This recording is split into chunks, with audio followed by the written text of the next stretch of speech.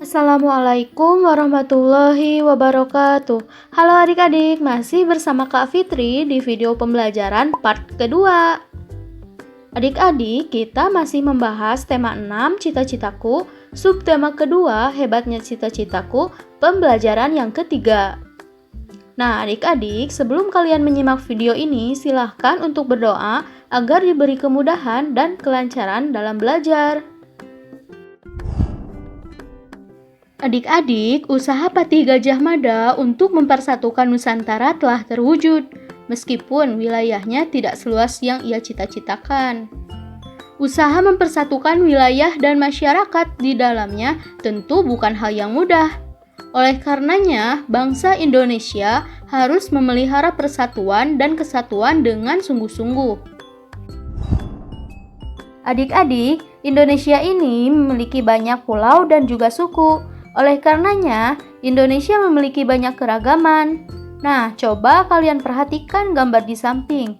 Di sana terdapat gambar orang-orang yang memakai baju daerahnya masing-masing. Itulah salah satu contoh keragaman Indonesia. Nah, coba sekarang kalian amati lingkungan di tempat tinggal kamu. Apakah mereka berasal dari daerah yang sama? Apakah nenek moyang mereka berasal dari daerah yang sama? Bagaimana dengan suku asal mereka? Bagaimana juga dengan bahasa daerah mereka?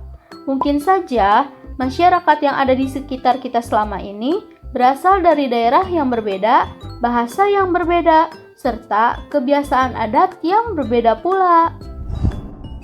Adik-adik, tahukah kalian jika usaha keras Patih Gajah Mada untuk menyatukan Nusantara sangat beralasan? Nusantara memiliki sumber daya alam yang sangat beragam dan juga kaya.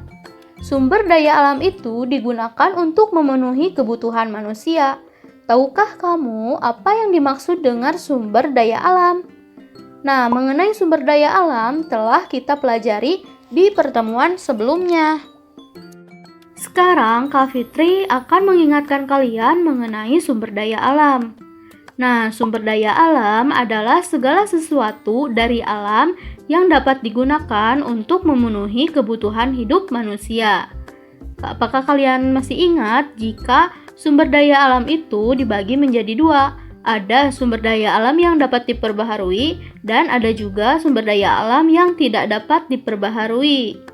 Sumber daya alam yang dapat diperbaharui adalah sumber daya alam yang jika kalian gunakan, maka untuk kembalinya tidak akan memakan waktu yang lama. Sedangkan sumber daya alam yang tidak dapat diperbaharui apabila digunakan untuk mengembalikannya dibutuhkan waktu yang lama.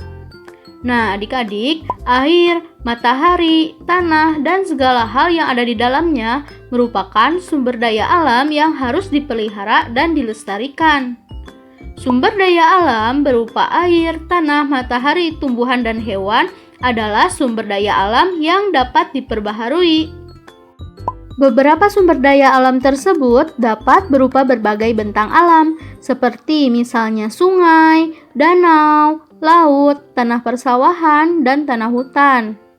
Pada setiap bentang alam tersebut terkandung beberapa sumber daya alam, seperti misalnya air, tanah, udara bersih, tumbuhan, dan juga hewan.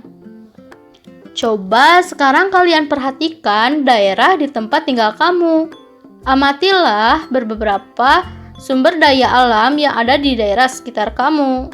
Catatlah sumber daya alam tersebut di dalam tabel, lalu lengkapilah dengan keterangan manfaat sumber daya alam tersebut bagi lingkungan sekitar kamu. Nah, adik-adik, di sini Kak Fitri punya contoh tabelnya nih. Coba sekarang kalian perhatikan, ada 3 kolom. Yang pertama ada kolom sumber daya alam, yang kedua kolom terdapat di, dan kolom yang ketiga ada manfaat. Nah, misalkan sumber daya alam pertama yaitu air. Air terdapat di sungai. Manfaat air adalah untuk mengairi sawah. Nah, Kak Fitri punya contoh yang kedua yaitu hewan. Hewan terdapat di hutan. Manfaat hewan adalah untuk bahan makanan. Nah, ada juga sumber daya alam yang ketiga, yaitu kayu. Kayu terdapat di hutan. Manfaatnya yaitu untuk bahan bangunan. Nah, sumber daya alam yang keempat yaitu sayuran. Sayuran terdapat di sawah. Manfaat sayuran yaitu untuk bahan makanan. Nah, adik-adik, silahkan kalian amati di daerah kalian. Kira-kira sumber daya alam yang ada di daerah kalian itu apa saja sih? Nah, coba buat tabelnya.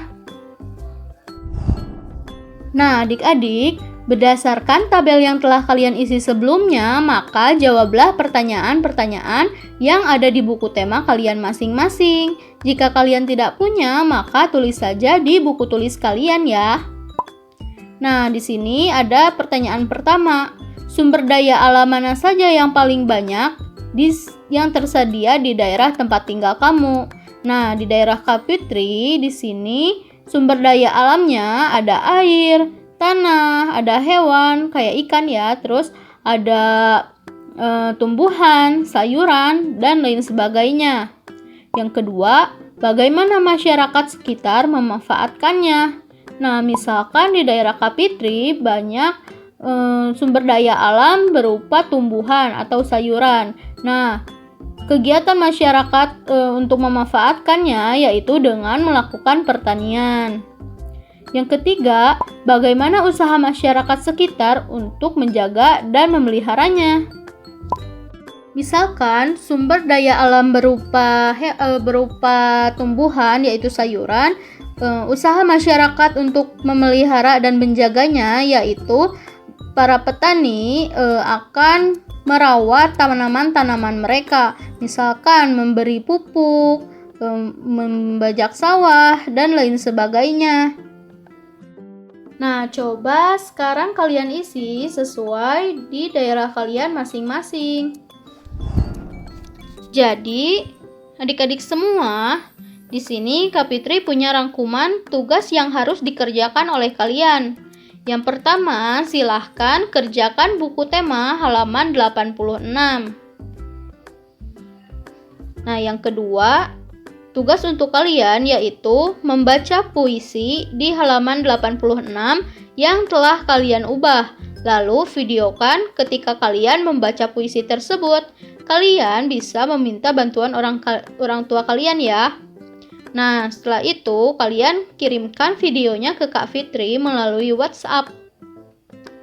Tugas kalian yang ketiga yaitu untuk mengerjakan buku tema halaman 91 sampai 92. Kak Fitri tadi sudah mencontohkannya. Sekarang giliran kalian untuk mengerjakannya. Adik-adik sekalian, cukup sekian pembelajaran kegiatan kali ini. Semoga bermanfaat. Wassalamualaikum warahmatullahi wabarakatuh.